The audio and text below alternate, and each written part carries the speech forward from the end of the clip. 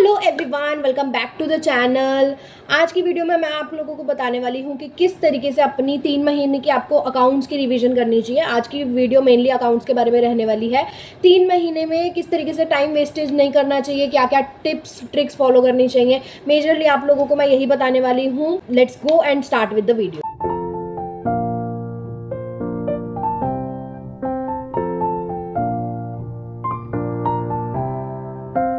So hello everyone, my name is Yashika and I am a CA inter student. और मैंने सितंबर 2025 में अपना CA foundation crack किया था। बहुत सारी तैयारी करी थी, 3 महीने में काफ़ी रिवीजन्स करी थी।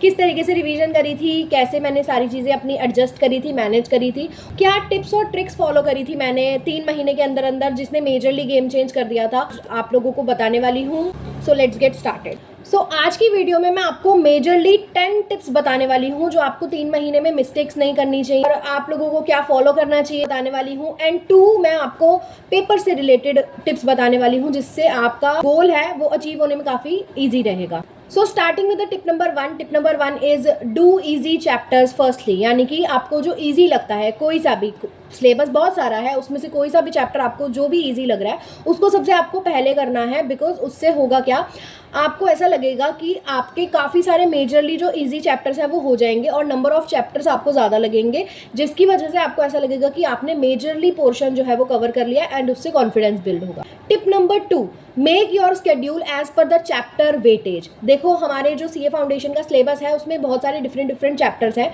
जिसके अंदर डिफरेंट तरीके से उनके मार्क्स अपोर्शनड है। ठीक है, तो मार्क्स के अकॉर्डिंग, वेटेज के अकॉर्डिंग अपना शेड्यूल बनाना चाहिए जिससे आपके चैप्टर्स भी कवर हो जाए और एट द सेम टाइम आपका मार्क्स भी कवर होता जाए। उससे होगा क्या, आपके जो हाई वेटेज चैप्टर है वो पहले हो जाएंगे, जिसकी वजह से आपको बहुत ज़्यादा कॉन्फिडेंस आए। एक बच्चा ये देखता है कि मेरे कितने चैप्टर्स हो गए और एक बच्चा ये देखता है कि मेरा अगर 100 नंबर का पेपर आ रहा है तो मेरा कितने मार्क्स के चैप्टर्स हो गए। तो दोनों ही अप्रोच सेम जाती हैं। सिलेबस पूरा कवर करना है, 3 महीने are enough to cover whole syllabus of CA foundation, इसलिए छोड़ना कुछ भी नहीं है। अप्रोच दोनों ही ठीक है। सो आप चाहें तो अपना स्केड्यूल चैप्टर की वेटेज वाइज बना सकते हैं, अदरवाइज आप इजी चैप्टर्स पहले कर सकते हैं। But according to me preferable is कि आप चैप्टर की वेटेज वाइज अपना स्केड्यूल बनाएं जिसके वजह से आपके जो हाई वेटेज चैप्टर है वो पहले हो जाए। टिप नंबर 3 इज आपको 3 रिविजन्स करनी है। पूरे सिलेबस की आपको 3 रिविजन्स करनी है। 3 रिविजन्स आर मस्ट। अगर और ज़्यादा कर सकते हो तो बहुत बढ़िया बात है, बट एटलीस्ट 3 रिविजन्स आपको करनी है। 3 महीने हैं, जून से लेकर अगस्त तक, जून जुलाई अगस्त पूरा 3 महीने हैं। 3 महीने में आप 3 रिविजन्स आराम से कर सकते हैं, इसलिए 3 रिविजन्स आर मस्ट। ठीक है, पहली रिविजन, जो आपकी पहली रिविजन होगी वो एकदम डिटेल्ड होगी, जिसमें आप अपना शॉर्ट शीट्स बनाएंगे, जिसमें आप अपना पूरा प्रैक्टिकल सॉल्व करेंगे और जिसमें आप अपने कॉन्सेप्ट को बिल्कुल क्रिस्प कर लेंगे। फर्स्ट रिवीजन में जो भी आप क्वेश्चंस करेंगे उनको आपको डिटेल्ड वे में करना है, पूरे क्वेश्चंस को सॉल्व करके देखना है। वहीं से आपको अपने इंपॉर्टेंट क्वेश्चंस को नोट करते हुए चलना है, जिसको आप लास्ट डे रिवीजन या सेकंड रिवीजन में दोबारा से देखोगे। सेकंड रिवीजन आपको करनी है अपनी ऑडिट अप्रोच में। ऑडिट अप्रोच में किस तरीके से करा जाता है, जैसे आपने क्वेश्चन देखा, उसका आंसर आपने करा हुआ है वो देखा, या फिर अगर वो ICI वालों ने कर रखा है या बुक में सॉल्व हो रखा है वो देखा। उसमें आपने कैसे देखा कि पहला आपने क्वेश्चन देखा, उसमें जो भी आइटम है उसमें अपने दिमाग में सोचा इसका पहला ये ट्रीटमेंट होगा, दूसरा इसका ये ट्रीटमेंट होगा। उसको आप अब मैच करोगे कि क्या उसका वही ट्रीटमेंट है या नहीं है। इसको बोलते हैं ऑडिट अप्रोच। ऑडिट अप्रोच करने की वजह से आपके क्वेश्चंस भी सॉल्व हो जाते हैं और आपका टाइम भी वेस्ट नहीं होता, क्योंकि अगर आप रिटर्न में हर क्वेश्चन सॉल्व करके देखोगे सेकेंड रिविजन में, that is important in first revision में आपको हर क्वेश्चन करके देखना है, but in second revision you can use audit approach, और ऑडिट अप्रोच के अंदर आपका टाइम वेस्टेज कम रहता है। थर्ड रिवीजन सिर्फ इंपॉर्टेंट एडजस्टमेंट्स की होगी और कुछ जो आपने LDR क्वेश्चंस रख रखे हैं वो होगी, और थर्ड रिवीजन के अंदर आप अपने मॉक टेस्ट पेपर सॉल्व करेंगे। पहली revisions would be very detailed, जितना टाइम ले सकते हो फर्स्ट रिवीजन में ले सकते हो, but second revision and third revision बहुत ही क्रिस्प होनी चाहिए। बिल्कुल आपके पास छटी हुई चीज़ें होनी चाहिए, जो मटेरियल है वो बिल्कुल फिल्टर्ड होना चाहिए कि मुझे यही मटेरियल पढ़ना है, जो करना है, जितना एक्स्ट्रा पढ़ना है सिर्फ first revision. Tip number 4, 4, maintain a special adjustment notebook. एक स्पेशल एडजस्टमेंट नोटबुक आपको मेंटेन करनी है थ्रू आउट द जर्नी। आपको एक नोटबुक बनानी है जिसके अंदर आप एडजस्टमेंट्स लिख रहे हो कि अकाउंट्स के अंदर क्या मेजर एडजस्टमेंट्स है, चैप्टर का नाम लिखा एंड उसके बाद उसकी सारी इंपॉर्टेंट एडजस्टमेंट्स लिख ली।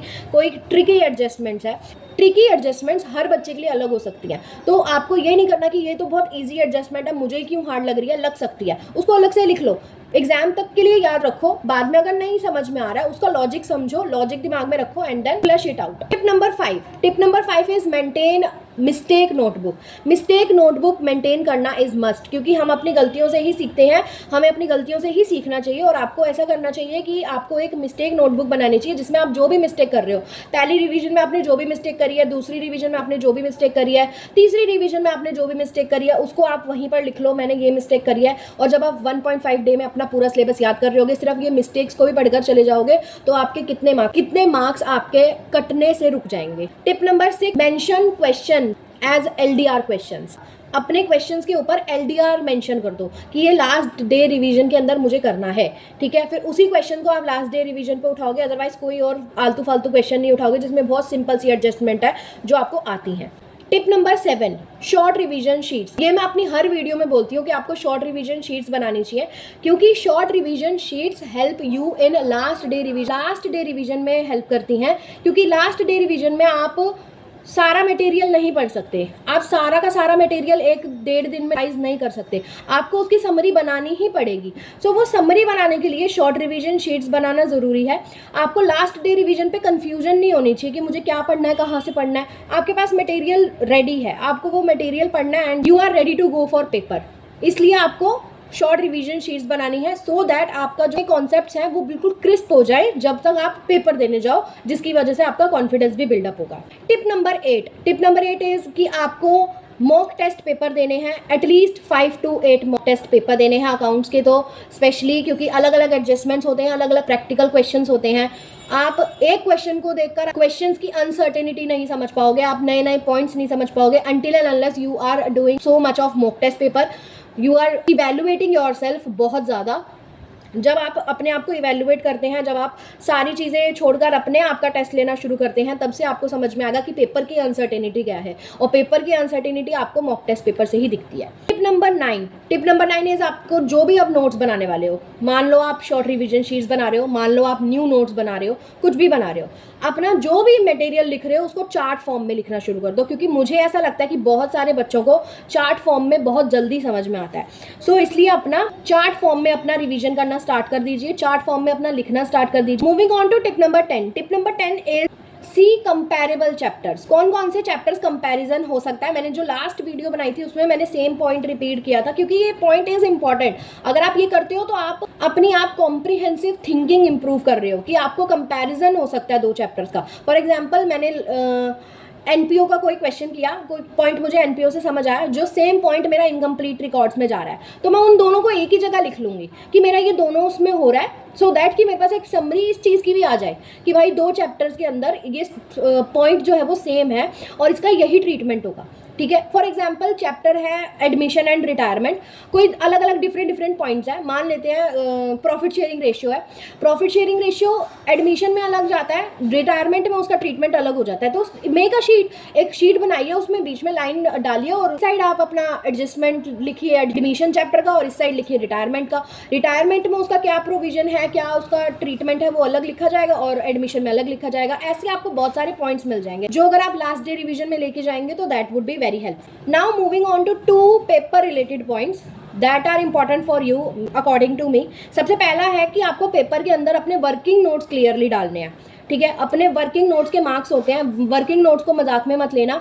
अपना जो भी मेन सॉल्यूशन कर रहे हो उसकी जगह छोड़ दीजिए। मेनली सॉल्यूशंस में ये होता है कि आपको वर्किंग नोट्स पहले बनाने पड़ते हैं। सो अपना मेन आंसर की जगह छोड़िए एंड आगे जो भी आपका वर्किंग नोट है उसको बनाइए and then you can move on to the main question या main part of the question जो आपको सॉल्व करना है। लेकिन वर्किंग नोट क्लियरली और अच्छे बनाना, जिसकी वजह से आपको मार्क्स ना कटें आपके वर्किंग नोट्स के।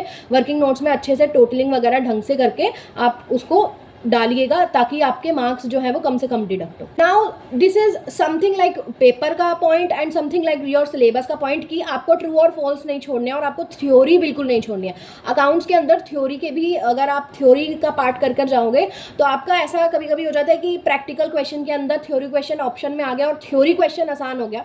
सो आप प्रैक्टिकल के अंदर आपके पास अगर 15 मिनट बचे हैं, आप सोच रहे हैं कि वो क्वेश्चन मेरे से 15 मिनट में सॉल्व नहीं हो सकता, तो आप उसमें थ्योरी कर सकते हो। इसलिए आपको थ्योरी पढ़ना इंपॉर्टेंट है और थ्योरी आपको ट्रू फॉल्स में भी पढ़ना इंपॉर्टेंट है। लेकिन ट्रू फॉल्स के अंदर प्रैक्टिकल भी आते हैं, सिर्फ थ्योरी नहीं आती है ट्रू फॉल्स के अंदर।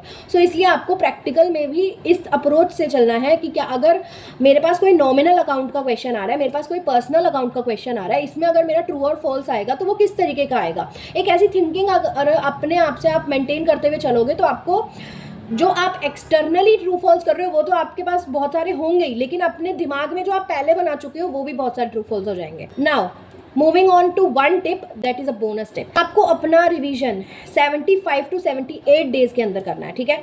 नाउ 75 टू 78 डेज कैसे, मैं तो 3 महीने लगाकर चल रही थी।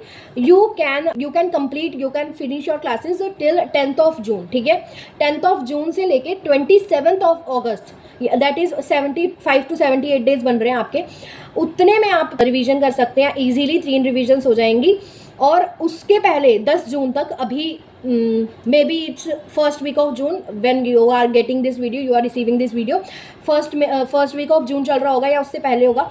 सो आप 10th जून तक अपनी क्लासेस खत्म कर लीजिए आराम से, बिल्कुल, बट 10th जून तक कर लीजिए। From 11th of June to 27th of अगस्त आपको अपना रिविजन्स करने हैं, ठीक है। अभी 10 दिन के अंदर सारा सिलेबस खत्म कर दीजिए, अपना पूरी क्लासेस आप निबेड़ लो और उसके बाद आप 11th ऑफ जून से 27th ऑफ जून तक आपको प्रॉपर रिवीजन ही करनी है। If you need planner of these 75 to 78 days then let me know in the comment section, I would be making it. और मैं 10th जून से पहले एक वीडियो अपलोड कर दूंगी कि आपको 10th जून से लेके 27th ऑफ अगस्त तक किस तरीके से पूरा रिवीजन करना है, किस तरीके से मॉक टेस्ट पेपर देने हैं, कौन से डेज को आपको मॉक टेस्ट देने हैं। मैं यहाँ तक का आपको एक बनाकर प्लानर प्रोवाइड कर दूंगी। So that is it for the video. मिलते हैं हम अगली वीडियो में। प्लानर की ज़रूरत है तो आप मुझे कमेंट सेक्शन में बता सकते हैं and I would be making it and I would be providing it to you guys.